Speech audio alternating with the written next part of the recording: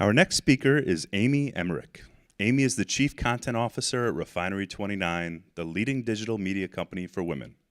As CCO, Amy oversees all Refinery29 content and is focused on driving strategy and expanding distribution.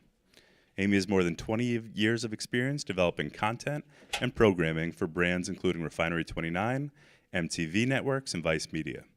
An Emmy Award-winning producer, she committed to creating a dialogue that matters most to a new generation of powerful women. Can you please join me in welcoming to stage Amy Emmerich?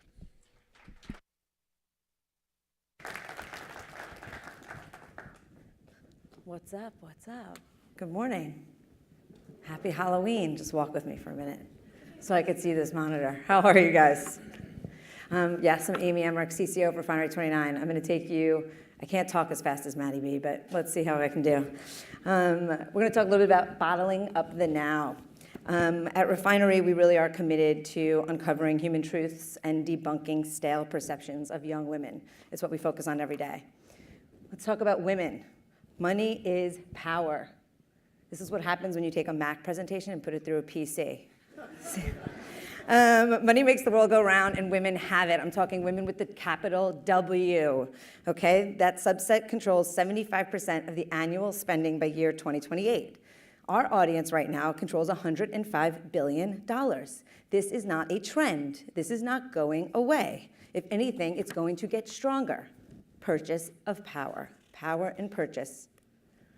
Right now, a few things I'm going to take you through in this presentation. Experiential economy, a few content trends that we've seen across Refinery, and something called the new visual language. Look at this woman. Who doesn't want to be her right now, lounging at the pool? It's all about IRL to URL. It's what we call it. It's the power of live. Everything from Coachella to Oktoberfest is expanding. Coachella saw a 125% increase in sales this year. Oktoberfest has increased, but guess who all of the audience is? More people are traveling from the US to Oktoberfest than are actually going from Europe. This market is working because it is successful. Experiential marketing is successful. 9 out of 10 millennials attended an event last year. 78% of them say prioritizing experiences over material things is what matters most. I'm sure you're seeing a couple of themes from Maddie and Lisa Sherman earlier today. It's all about the experience, and they will pay for it. One of my favorite stats is the fact that even when you're at a live experience, more than 30% of the audience is actually on their phone at the live experience, which is great earned reach for all of us. I know this firsthand at 29 Rooms, which is something we've been putting on for 3 years. This is an immersive exhibition of style, culture, and technology. It's really all about entertaining and sharing and inspiring people. But the trick with 29 Rooms is even though it was only 4 days and it had 20,000 visitors inside, all buying tickets with no marketing. They literally sold out in just a couple of hours. But they're part of the experience. So this is about a live broadcast. It's the other 500,000 people that are at home interacting with this thing that causes it to really work. So the earned reach is just infinite. And it's never just about the 4 days. The hashtag 29 Rooms is still trending right now on Instagram, and I think we hit 1 out of every 2 Instagram users. And this is just one example. We're rolling out LA. So I don't think experiential marketing has even really hit its tipping point yet. You're going to see this kind of expanding out to how films are distributed, right? You don't just go see Jaws. You go sit in a pool with scuba divers pecking at your feet. This is what's going to start happening across all businesses. Content trends. So a few things in content we'll go through: fashion, beauty, tapping culture, a little thing I like to call holidays, and a little bit about action and financial intimacy. Okay, first up, athleisure wear. Thank God, the legging crazy. Does everybody here have leggings? Does everyone know about the athleisure wear craze? I love it when the dudes in suits raise their hands. Thank you, sir. This is what I wear every weekend, so I'm glad it's still around. But no, this is the good news. More women are learning to love themselves in a very natural state. We're also getting very busy and focused on careers and family. So guess what? Lazy dressing and low-effort fashion is hitting a peak point. 139% more visits than any of the other fashion stories that we make. It also lends itself to makeup. Monochromatic, no makeup, make under. To me, these all look the same, but trust me, to the audience, they don't. They each have a different technique, and they're searching wildly for it. Again, 170% more visits for natural beauty. Anti-aging is out, but masks are in. How to take better care of your skin. Now, the trick with this is why we call it min versus max, is there's a lot more minimalism getting searched and downgraded about who they are and what they want to look like. However, when you reach into maximalism, the most outrageous looks, again, this is hitting a peak. From a video view standpoint, over 1,000%, if not more, engagement when we go to outrageous things. The trick is you have to watch your programming cadence, because I think, as every woman in this room will be, Halloween's fun one day a year. But if I had to dress like that every day, we'd have a problem. So the cadence really matters. Like, how they want to feel extra is becoming a really big moment, but it can't be all the time. So there's like a wow factor element to that. And here we go. So Thanksgiving, right? It's November tomorrow. Everyone's going to talk about Thanksgiving, and that's the only holiday in the month? Wrong. Welcome to Holidays, okay, people? This is just a glimpse at our November social calendar of the social holidays that matters to this audience. So I understand that people always say you can't predict a trend, but you kind of can. If you can lean in to certain events that are happening on these days, you will see an increase in engagement. We see over 180% for every single thing you see on this calendar. So World Kindness Day, that sounds awesome. That's definitely something everyone will share. But guess what? Donut Day definitely kills the turkey on Thanksgiving. So this is something that you can create native engagement assets. I think Chris was out here earlier talking about that. And if you can lean in, I think we have about 250 of these during the course of a year, and that's at minimum. There's more holidays than there are days right now. Holidays. But don't worry, this generation is not frivolous. It's also about information to action.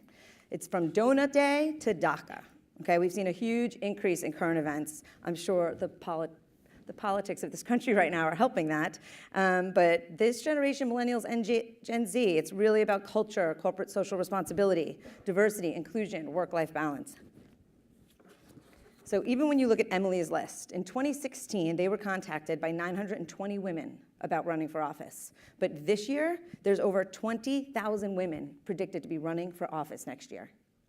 So when you want to talk about what trend is hitting this year, they're signing up. But next year, that is going to be a huge future trend that is going to change the way we all live.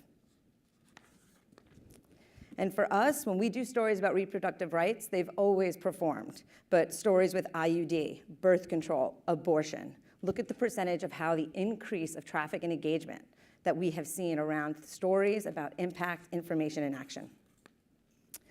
And then that awareness and action. So back in March, we started adding a little thing called the legislator tool.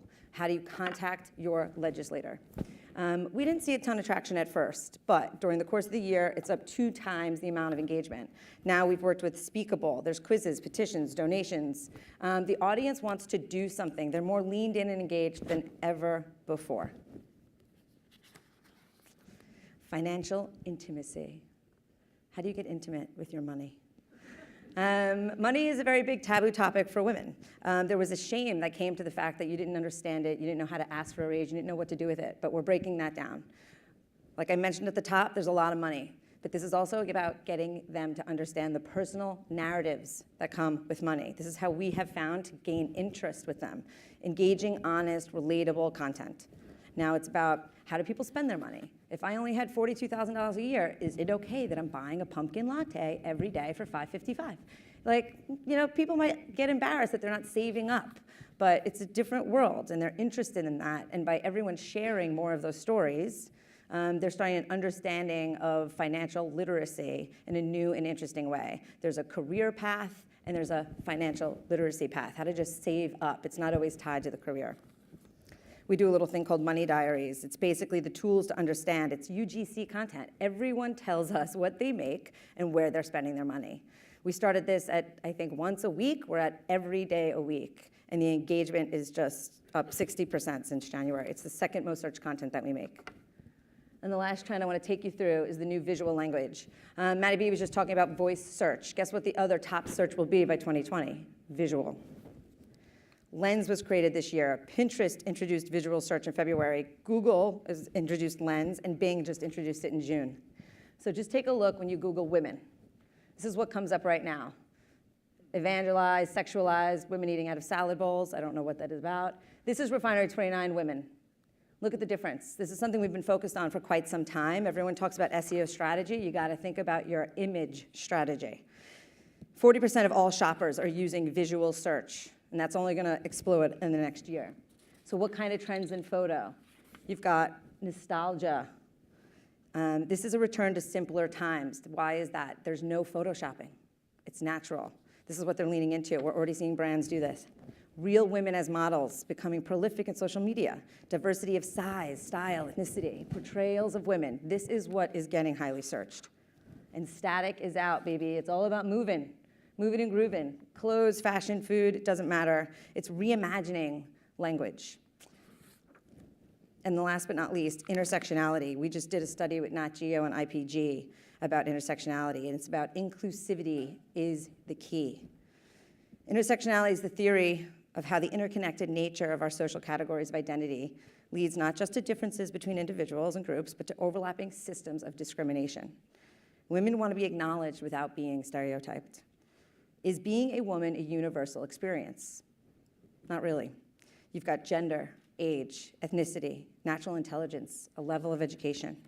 All of these things matter to us. And you've got to start talking to them through those lenses, not just as all women. And that's about it. Any brand and platform that is not putting women at the center of your strategy in the year 2018, you're not going to win. Good luck. Thanks.